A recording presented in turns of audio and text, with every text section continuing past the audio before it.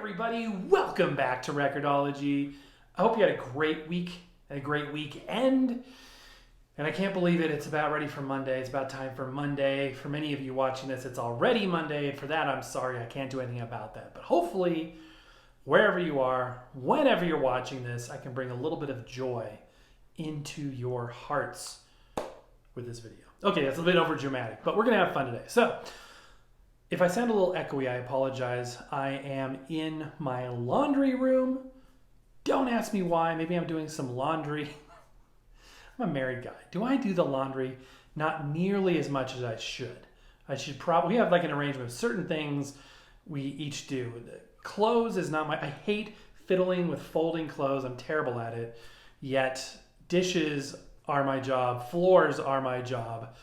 So yeah, and I need to do those things. Actually, I should be doing that, but I'm going to take a little break to hang out with you guys. So you saw it on the thumbnail. I did the unthinkable, and this is not clickbait. I really did this. I have evidence, or as they say now in the YouTube universe, I have receipts.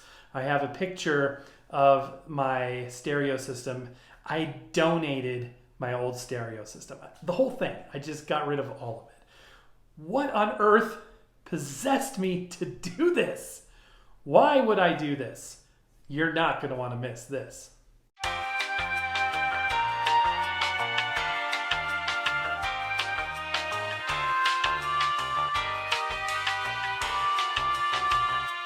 Welcome to Record-ology.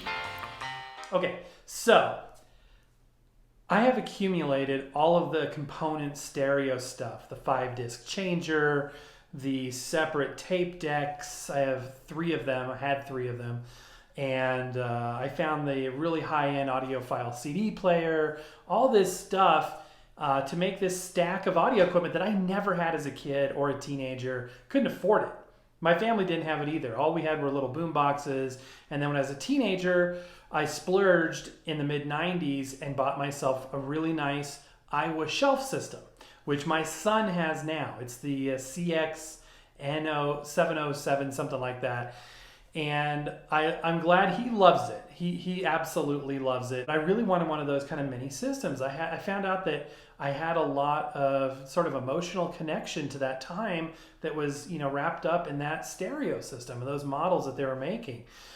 Well, they're coming on the market quite a bit now. In fact, there's, on Craigslist, on Facebook Marketplace, on eBay, they're on there all the time for between 30 and 50 bucks. So today I found one that was listed and I went for it. I got an amazing deal for it, better than an amazing deal. And I picked it up and I made a deal with my wife. I'm like, if you let me get this thing, I'm taking all the other stuff and we're donating it, which we did. I took it there and I donated it. And you've seen the picture of that. So I want to show you the new system. There is a caveat. It does need work on the tape deck. And it's pretty, what you would assume any tape deck that's 22 years old, this system. So not too bad, 1999. It's going to need some work. I did keep my Pioneer tape deck and I did keep my mini disc, my Sony mini disc component system. But besides that, all my component stuff is gone. So, and my wife is like, you're just going to buy it all back. But I really don't think I am. Anyway, let's take a look at the new system. Okay, and here it is. This is the beautiful CX-NA777. The one that I had as a teenager was the CX-NA707. So it's pretty similar. This is a couple years newer. This is 99. The other one was 96. And it's a beautiful, beautiful, and very powerful sound system. The other one was 80 watts per channel. I believe this is 120 watts per channel. So the sound quality is going to be amazing. It does have a line output, so I've thought about just using the head unit with my existing powered speakers, and we're going to be reviewing some more powered speakers. These are just dumb speakers. They are very good speakers, however, and they're actually powered, not just ported bass subwoofers, but actual powered subwoofers, which I'm going to show you in a minute. But this system, major good vibes. It's very, very similar to what I had. So the reason why I built the component system to begin with is I didn't have one. So not having one, I wanted to see what it was like to have a 5-disc CD changer and have a separate tuner and all of this stuff. And I feel like I just got it out of my system, honestly, in the last few years. And I started thinking about my nostalgic associations weren't to those things. They were cool and I had fun with them. And I got to taste what the other side was doing. But they weren't what I experienced. And this really is what that is. Besides the fact that I can, take up a lot less space. So let's take a look at some of the cool features of the system and why I like it. Okay, one of the first reasons is the CD player. So it is a 3-disc CD changer. And with my 5-disc changer, I realized it was actually kind of annoying not knowing exactly what discs I had in there. And I thought at first, having 5 discs, I never going to play 5 discs sequentially. I'm not running a party or anything that I would benefit from that really. And if I was doing a party, I'd probably just put a playlist together with some streaming music. So I didn't really have a need for that. Whereas this gives you the changer, but it's a smaller changer with only 3. Plus you can see what CD is playing. And also it has this amazing lit up acrylic, light thing back here. I don't even know how to describe it. It's got kind of this jukebox effect where it's got all these colorful lights. It looks beautiful at night. And so having this, I don't know what you call it, but this CD player element back here lit up, especially at night, looks really, really cool. And that the lights is something that transcends the device on all levels. So it's really cool to have that. So I like the 3-disc changer. I like seeing what discs are in there. And to me, that's an adequate CD player. That does the trick. Now, this next section right here is going to be essentially the amplifier, and it's going to show you all the track listing, right, or the track count right there. It's going to show you your graphic EQ, and yes, it is a real graphic EQ. In fact, if I go ahead and spin up the CD player, you're going to go ahead and see an active representation of what's going on there. So that's cool in and of itself, but what you can do is you can, boost your bass and treble. It's got this bass system called T-Bass. And if you look on the right-hand side there, there's this marking that as I select it, it goes through. Oops, no, that's the wrong thing. It goes through the different bass settings. And on the left, the same thing with the BBE. Then it's got different EQ presets, and you can adjust them manually as well, which is really, really handy. It's got this multi-jog control, which is just cool. You can spin through it. You can program in favorites. It's got some really bizarro features like this beat generator, which will create different sounds, video game sounds.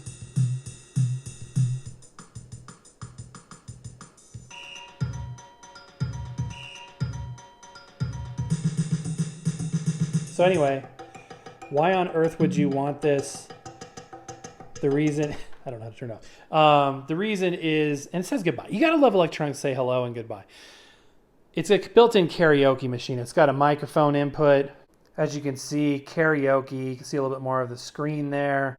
Now, if you've ever had one of these 90s Iowa systems, you will know that every one of them has a bad volume knob. And so what happens is when you turn the volume, no matter which way you turn it, the volume just goes up, up, up, up, up, or down, down, down, down, down. You have to have the remote to change the volume, which is the case with this one as well. But my son's has a remote which works on both systems, or if I use the line out, that won't matter because I won't be using the built-in amplifier. I apologize for my reflection in this shot, but it's a very reflective unit. So you've got the input controls up here. Again, this is all very similar to my 707 unit. Obviously, you can record high-speed dub. Kind of interesting, I don't see any mention of Dolby noise reduction on this. At the same time, I don't recall there being any tape hiss when I would play tapes on these. So I don't know if they just don't mention it or if it was already past the time when Dolby was licensing their noise reduction. So, in addition to generating a beat, it also has this thing where you can just hit this spice button, spice A or spice B for a cymbal crash or a random bass beat, which is bizarre. Obviously, a lot of features, a lot of bells and whistles on this unit. And you can also pull out the vocals out of a CD or a tape.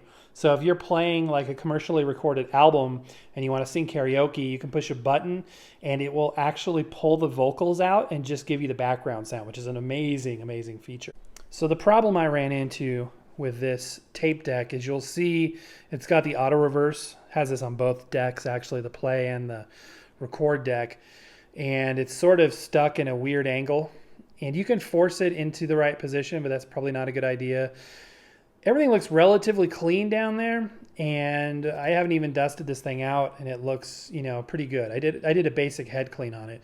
So I'm gonna have to get inside and really see what the deal is with it. I'm not 100% sure. I hope it's something like a belt or something. But I did keep my old tape deck. So worst case scenario, I can, not have the tape on this work and still live. But this is something I need to consider. My son's has also stopped working, and it's just going to happen after time, after a period of time. So that is the head end unit. I want to show you the back. It's got some surprising capabilities. Okay, so welcome to the back panel here. Kind of interesting. You see the date code down there? Not a code, the actual date is just printed on there, May of 99. I believe these are adjustments for the tape deck. I'm not 100% sure on that. Oh, look at this. Power consumption, 110 watts, so I was close. So you've got the antenna connections. It does have an optical output, which is cool if you want to do mini disc. And on the topic of mini disc, all of these Iowa units from the mid to late 90s had a dedicated mini disc input that was labeled mini disc because at this time, Iowa and Sony were working together on pushing the mini disc line and the mini disc product. So they always were hoping you'd hook up your mini disc player to it, and I'm actually going to do that, which is cool. So we've got a video input, we've got a mini disc input, watching movies on this thing, the sound quality, right? It's going to be amazing. Line output, which again, if I use my powered speakers, I can use that. And you've got interesting speaker connections. So you got the tab speaker connections down here, and then you've got extra connections. On top here, you've got a surround sound. This is actually a 4-channel stereo system. I'm only using 2 channels, but the speakers, even at 2 channels, connect 2 different ways. So you've got the RCA connection, which is actually, this right here is actually the coned speakers that we saw on the front. And then down here is the subwoofer. And I hadn't mentioned that yet. You'll see 2 connections into the speaker cabinet on the right. I hadn't mentioned that yet because it's something very special. I wanted to show it to you. Talk about powerful bass. This system definitely has it. All right, I love filming with highly reflective surfaces. Hey everybody, I'm in the reflection. So these are 3-way speakers. There's the tiny tweeter on top. They have a mid-range, which looks like about a 5-inch speaker. And then there's this thing. It says built-in powered subwoofer. So what's inside there? Let's take a look. So here is inside the ported speaker hole. And you can see inside there, it's about a 6.5-inch driver, which is hiding back in there. So why put it in the cabinet with a little, relatively little ported hole going to it? The reason is, the answer is that the bass frequencies have an opportunity to resonate with inside the cabinet before they're refocused by the driver and come out of this hole. Essentially, it makes the bass more pronounced. In all the years that I own this thing, I never opened it up. So we're gonna open it up today. I don't think the tape player is gonna be an easy fix, but make for a good show anyway, right? So here is the CD player. You can see the LEDs feed this plastic piece that lights up.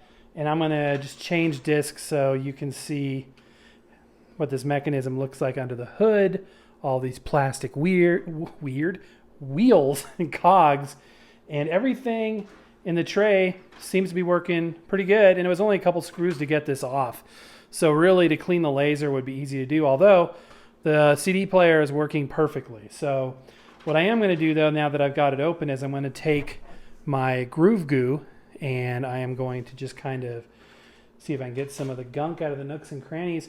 In here actually seems pretty good. I'm just going to wipe down a couple areas with a slightly damp finger. Nothing too crazy to do in here. I mean, very minimal dust. This was owned by an older gentleman who really, really took care of it. In contrast, the one that I own that is now my son's is a lot dirtier and a lot dustier. So it has, typical age and all that good stuff. This piece seems a little bit more flimsy than I remember mine being, but again, I'm not going to go crazy with it, so it shouldn't be a problem.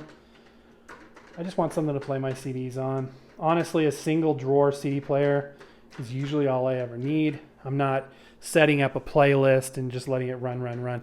So, okay, I'm going to finish cleaning this up off camera, and we're going to open up the large panel on the side and kind of see what the amplifier looks like in the back of those tape decks. This thing kind of reminds me of working on a tower PC.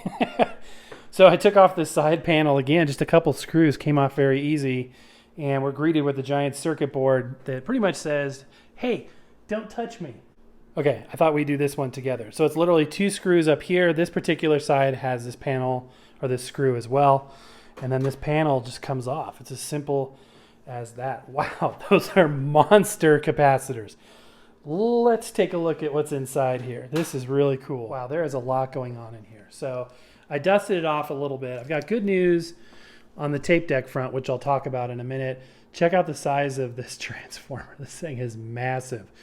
The size of these capacitors and this power supply directly relate to the output of the amplification. As you can see, a major heat sink back there, huge heat sink right in the middle of this device.